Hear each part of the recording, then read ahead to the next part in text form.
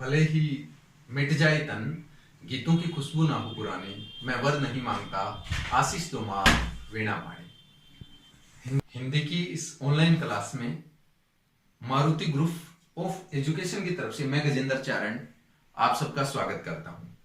आज की क्लास है हमारी अलंकारों की। 9th से लेकर 12वीं तक या फिर कोई भी अपन पद्य की रचना पढ़ते हैं तो अलंकार होते हैं। हर कविता में अलंकार होते हैं। बिना अलंकार के कविता थोड़ी शोभा नहीं देती। तो इस संदर्भ में आज अपन ये पढ़ेंगे कौन कौन से अलंकार है, अलंकार का महत्व क्या है और अलंकार किस तरह काव्य की शोभा बढ़ाते हैं।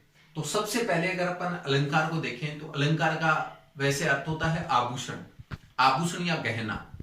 जिस तरह औरत गहने पहनती है, आभूषण पहन लेती है, उसके बाद उसकी सुंदरता में चार चांद लग जाते हैं, वैसे अगर काव्य में अलंकार का प्रयोग होता है तो उस काव्य की सुंदरता भी बढ़ जाती है। अपन कोई भी बात सीधी कहेंगे तो इतना ज्यादा असर नहीं डालती है वो। अगर उसी बात में थोड़ा अलंकारिक शब्दावली हो तो वो और ज्यादा प्रभाव डालती है। देखिए अलंकार होते क्या है। अलंकार का वैसे शाब्दिक अर्थ होता है आभूषण या गहना, और अलंकार शब्द दो शब्दों के योग से मिलकर बना है। अलंकार, अलंग का मतलब होता है शोभा और कार का मतलब होता है करने वाला, अर्थात शोभा करने वाला, काव्य की शोभा बढ़ाने वाला जो तत्व है उसे ही हिंदी में क्या कहते हैं, अलंकार कहते हैं।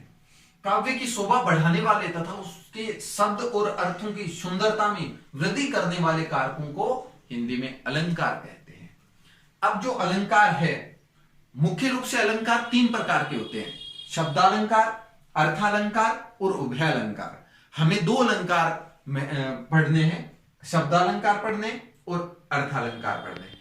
इससे पहले अलंकारों का और क्या महत्व है, देखिए हिंदी में जो अलंकार है और क्या काम आते हैं।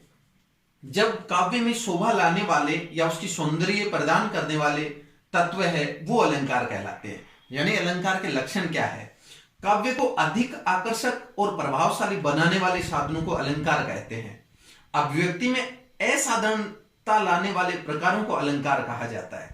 यानी कहने का मतलब कि अलंकारों के प्रयोग से काव्य में आकर्षण और चारुता आ जाती है। तो देखिए किसके द्वारा आती है, एक तो आती है शब्द के द्वारा, एक आती है अर्थ के द्वारा। शब्द के द्वारा कैसे कि काव्य में जब चमत्कार प्रधानतः शब्द में होता है वहां शब्दालंकार होता है, वहां क्या है, शब्दालंकार होता है। और शब्द का पर्यायवाची रख देने पर उसका चमत्कार नष्ट हो जाता है। जैसे मान लो अपन कोई भी बात कह रहे हैं, इसमें एक उदाहरण भी दिया है कि किसी चीज को अपन कहे कि राकेश की चांदनी यमुना के जल पर चमक रही थी, तो इसका इतना ज्यादा प्रभाव नहीं है। इसी बात को अगर अपन अलंकारों का प्रयोग करते हुए अगर कहें कि चारों चंद्र की चपल चांदनी खेल रही यमुना जल पर, तो इसका ज्यादा प्रभाव पड़ता है। हिंदी में एक सारंग शब्द को लेकर बहुत, सारंग के वैसे बहुत पर्यायवाची है, और एक कथन है कि सारंग ले सारंग चलो सारंग गरजियो आए, जे मुख से सारंग कहे तो मुख का सारंग जाए। अब बात सीधी से इसका अर्थ क्या है, सारंग का अर्थ मोर भी होता है, बादल भी होते हैं, अलग अलग सांप भी होता है। तो बात सीधी सी है कि जो मोर का भोजन होता है वो सांप होता है। तो मोर है वो सांप को मारकर चोंच में लेकर चल रहा है।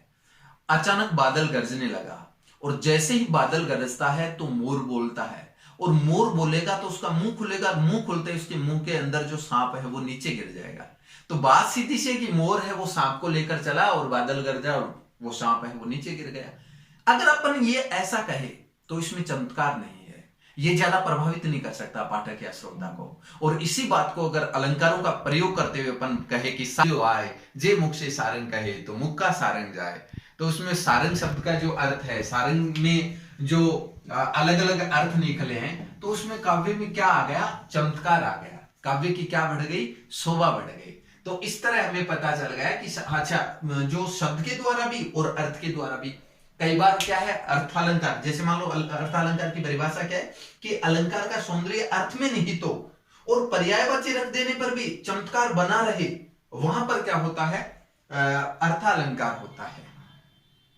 जैसे सजना है मुझे सजना के लिए, ये जो पंक्ति है इसमें भी अलंकार है। तो बहुत सारे, मेरा कहने का मतलब यह है कि काव्य में जब अलंकारों का प्रयोग होता है तो काव्य में वो है चमत्कार उत्पन्न हो जाता है, काव्य की सुंदरता बढ़ जाती है। इसलिए काव्य में जो पढ़ने के लिए या हमें अलंकारों का ज्ञान होना जरूरी है।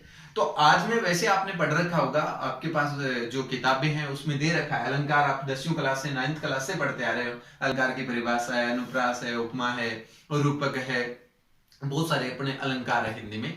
लेकिन आज आपको मैं समझाऊंगा सरल तरीके से, ऐसे तरीके से समझाऊंगा कि आप एक बार जो पढ़ लोगे तो उसको भूलोगे नहीं। तो इस तरह 10 या 15 अलंकार जो आपके महत्वपूर्ण है उसकी मैं पहचान बताता हूं। परिभाषा ये सारी आपको किताबों में लिखी हुई मिलेगी, आपको पहचान करना